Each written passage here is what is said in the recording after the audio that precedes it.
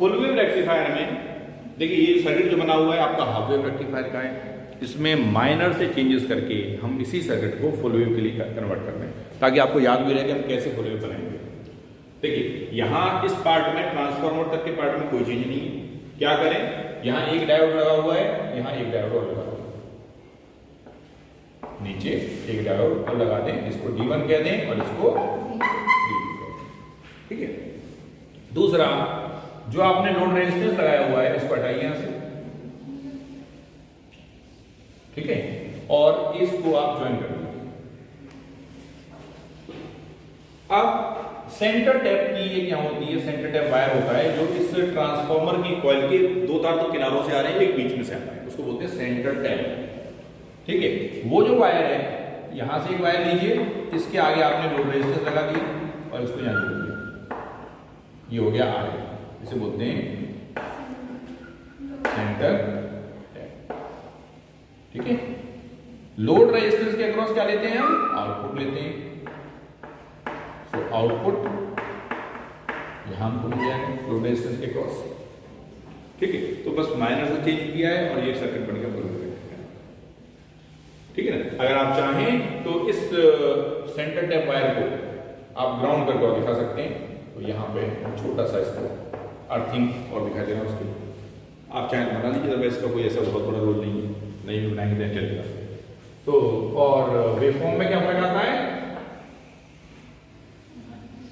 इसमें भी थोड़ा चेंज होता है, वो चेंज देखिए क्या है,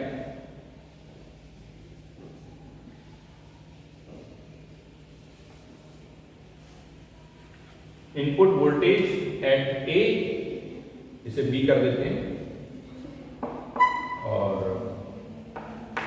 इनपुट वोल्टेज एट ए।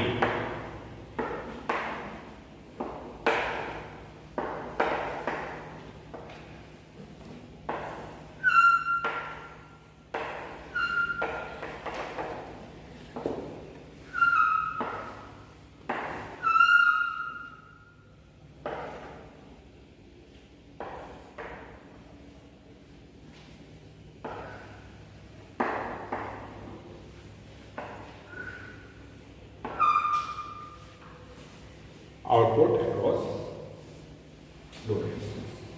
ठीक है। तो ये चेंजेस हैं इनपुट्स और आउटपुट्स में, साथ में सर्किट में। This you to draw again. ठीक है। आप लोगों को बनाना है दोबारा से। सो हाउ इट वर्क्स, कैसे काम करता है।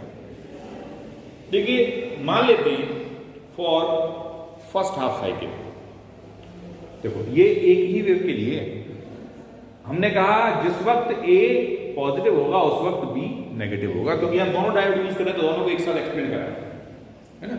जिस समय A पॉजिटिव हाफ साइकिल हुआ, पॉजिटिव हुआ, उस समय B नेगेटिव था, और नेक्स्ट हाफ साइकिल में क्या हुआ, चेंज हो गया, B हो गया पॉजिटिव और A हो गया नेगेटिव। इस तरीके से नेगेटिव पॉजिटिव इनकी पोलैरिटी हर बार हर हाफ साइकिल के बाद चेंज हो रही है। तो मान लेते हैं for first half cycle A is positive and B is negative. जब A पॉजिटिव होगा तो डायोड D1 फॉरवर्ड बायस होगा, है ना, पॉजिटिव P सेक्शन जुड़ा हुआ है, और B नेगेटिव होने पर ये रिवर्स बायस हो गया। तो कौन सा कंडक्टिव होगा, D1 या D2? D1। D1 is not conducting and D2 will be non conducting. ठीक है। अब D1 जब कंडक्टिंग है तो यहां करंट सर्किट में ऐसे फ्लो कर रहा है, लाइक दिस, समझ रहे हो। इस पार्ट का कोई रोल नहीं है, क्योंकि ये तो नॉन कंडक्टिंग हो गया, एक तरीके से ऐसे हो गया जैसे यहाँ पे आपने स्विच लगा दिया हो, उसको ओपन कर दिया, इसमें से कोई करंट हिसाब में नहीं फ्लो कर, इसीलिए सेंटर टैप यहाँ पे लिया।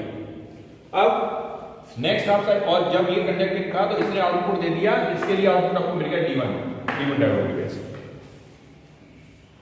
अब अगले ही क्षण नेक्स्ट हाफ साइकिल में क्या हुआ, ठीक है, नेक्स्ट हाफ साइकिल में अब B जो था वो पॉजिटिव हो गया और A जो था वो नेगेटिव हो गया, यानी ये हो गया पॉजिटिव और ये हो गया नेगेटिव।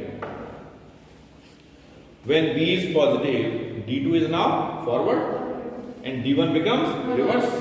ये नॉन कंडक्टिंग हो गया, ये हो गया conducting.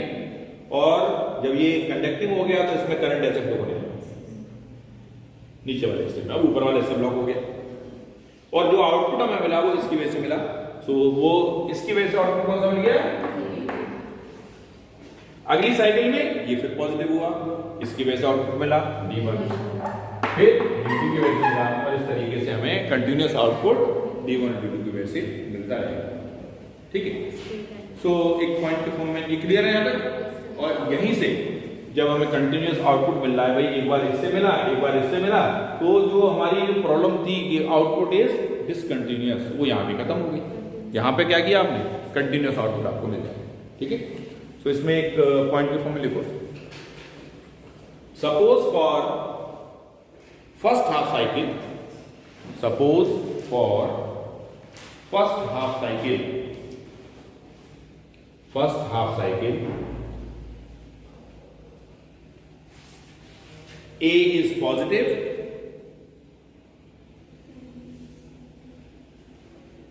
and B is negative. A is positive and B is negative. ठीक है, so D1 is forward bias and D2 is reverse bias. That is, D1 is forward bias, D2 is reverse bias.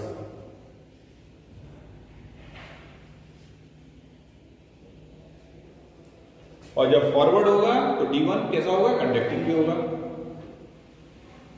सो अब उसके बाद एक full stop लगा के so comma we have the output, we have the output across the load resistance, across the load resistance due to D1. So we have the output across the load resistance due to D1. ठीक है, next line में लिखो, next point, for next half cycle, for next half cycle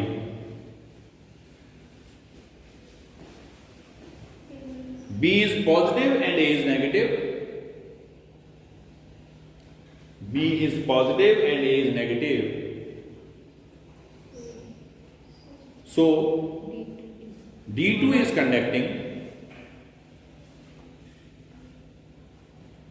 and we have the output, D2 is conducting and we have the output across the load resistance, across the load resistance due to D2, due to D2.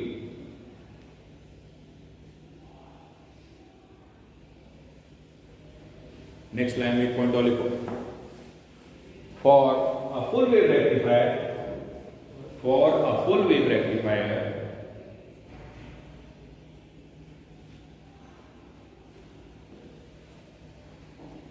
the output is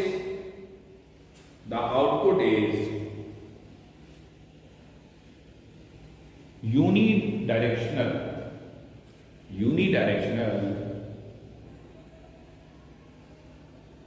as well as continuous, as well as continuous. लेकिन एक बात और समझ लीजिए, जैसे मैंने बताया था कि हमको यूनिडायरेक्शनल आउटपुट मिल रहा है, कंटिन्यूस भी मिल रहा है, लेकिन ये अभी प्योर डीसी नहीं है। ठीक है, so for obtaining pure DC what we have to do, we have to use filter circuit. ठीक है, जिसको हम कंटिन्यू करेंगे नेक्स्ट लेक्चर में।